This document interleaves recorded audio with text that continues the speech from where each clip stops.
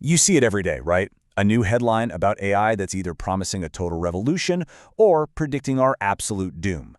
Well, in this explainer, we're going to cut right through all that noise. We're going to peel back the layers of the story and find out what's really going on. So let's start with the big one, the promise that has every investor and CEO on the planet buzzing.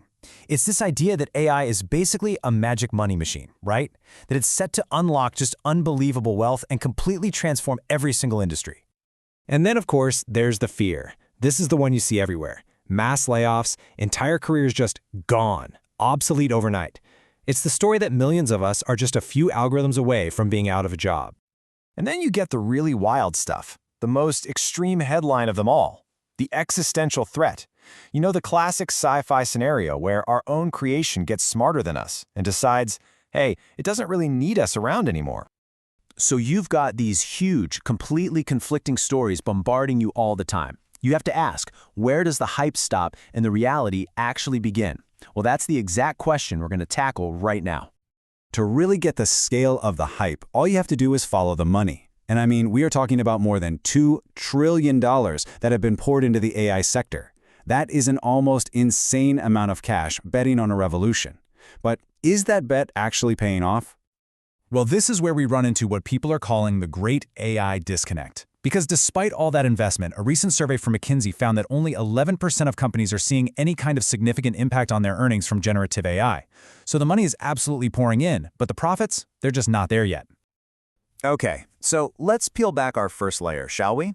Let's talk about the money myth. We're going to look at the hard numbers, the fundamental economics that the big headlines just love to ignore. And wow, look at this. This chart from S&P Global shows companies hitting a brick wall. In 2025, a pretty staggering 42% of them just abandoned most of their AI projects. That's a massive jump from just 17% the year before. This isn't just a small change. It's a huge sign that the early experiments just aren't working out. And here's one of the biggest reasons why.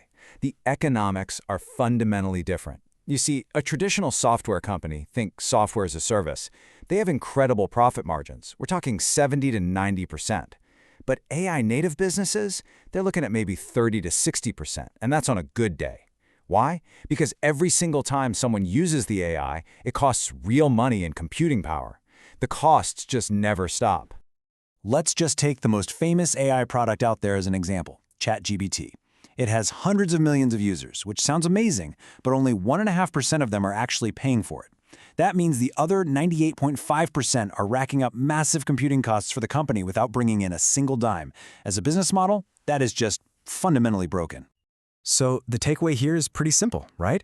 Despite that $2 trillion hype train, AI is not some magic money-printing machine. The actual profitability, the unit economics are a massive, massive challenge.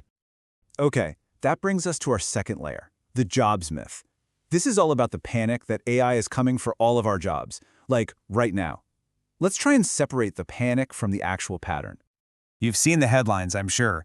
Big layoffs at Google and Microsoft. And it's so easy to just assume, oh, it's the AI taking jobs. But when you actually dig in, you find a very different story. Most of these cuts are about correcting for the crazy hiring sprees that happened during the pandemic or just companies shifting priorities, like Google cutting its smart TV budget so they can pour more money into AI research. It's about restructuring, not replacement. And for the companies that did try to just replace humans completely, we're seeing this really clear pattern emerge. You have Klarna, IBM, Duolingo. They all made these big announcements about going AI first and laid people off. And what happened next? Well, customer complaints went through the roof, complex problems weren't getting solved, and one by one they started quietly hiring people back for the roles that need a human touch. Empathy, nuance, critical thinking. Now, this doesn't mean there's zero impact on jobs. The real, and frankly more subtle threat in the short term, isn't that a robot is going to take your customer service job. It's that AI tools, like real-time translation, make it way easier and cheaper for companies to send that job to a human being in a country where labor costs less. That's the immediate shift that we should really be watching. Okay, we've talked money, we've talked jobs. Now we need to go to the final and deepest layer. Beyond all the noise, let's talk about the profound, long-term questions that are really at the existential core of this whole AI debate.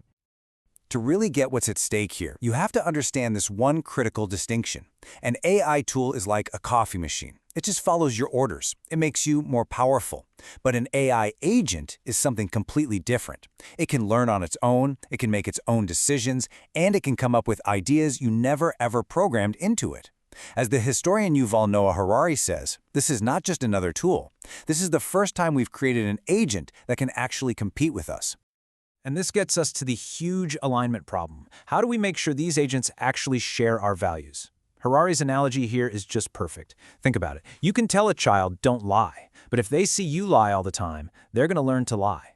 Well, AI is learning from us, from all of our data, from a flawed, often dishonest humanity. It's copying our behavior, warts and all. AI pioneer Geoffrey Hinton, one of the godfathers of the field, puts the potential danger in even starker terms. For all of human history, we have been the smartest thing on the planet. This quote forces us to imagine a future where we might not be. What does that relationship look like? It's a humbling and, honestly, a pretty terrifying thought. And look, this isn't just speculation from outsiders. These are the very people building this technology. Hinton himself gives it a 10 to 20% chance of wiping us out. Another leading researcher, Eliezer Yudkowsky, puts the probability of doom at 90%. Now, the point isn't who's right or wrong. It's that the experts themselves are assigning a terrifyingly non-zero chance to the worst possible outcome. The problem is, we are not tackling this challenge carefully. Not at all.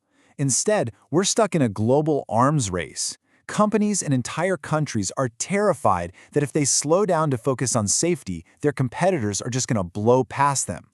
And so this competition forces everyone to prioritize speed above all else, pushing crucial safety research to the back burner.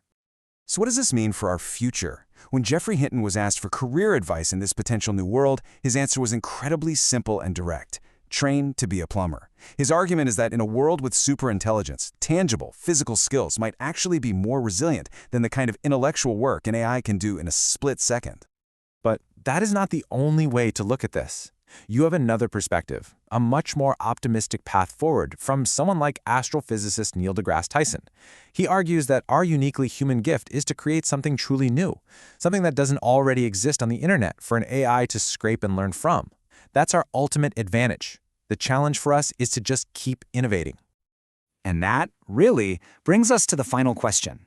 If AI is like a child, and it's learning from us, if it's absorbing all of our collective behavior, then its future isn't just about code and algorithms. It's about us.